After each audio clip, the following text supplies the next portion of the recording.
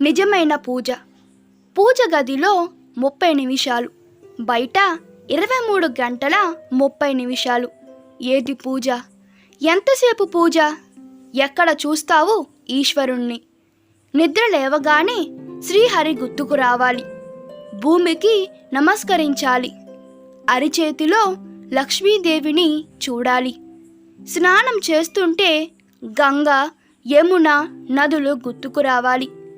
దేవుడి దీపం వెలిగించేటప్పుడు జ్యోతి స్వరూపుడైన పరమాత్మ గుర్తుకు రావాలి. కూరగాయలు, పండ్లు చూసినప్పుడు వరుణదేవుడు గుర్తుకు రావాలి. వంట చేస్తుంటే అగ్నిదేవుడు గుర్తుకు రావాలి. అన్నం తింటుంటే కడుపులో ఉన్న వైశ్వానరుడు గుర్తుకు రావాలి. మంచినీళ్ళు తాగేటప్పుడు జల రూపంలో ఉన్న శివుడు గుర్తుకు రావాలి.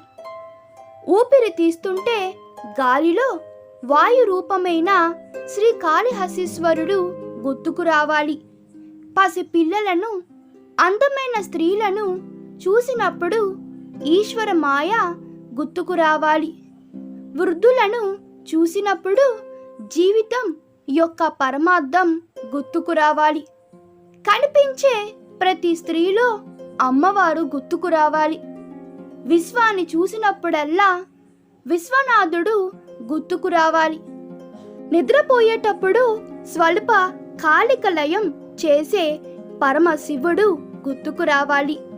ఇలా అంతటా పరమాత్మ కనిపిస్తున్నప్పుడు నువ్వు నిజమైన పూజ చేశావు అని గుర్తు.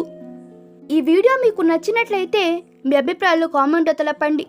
Please like, share and subscribe to my channel. Thank you.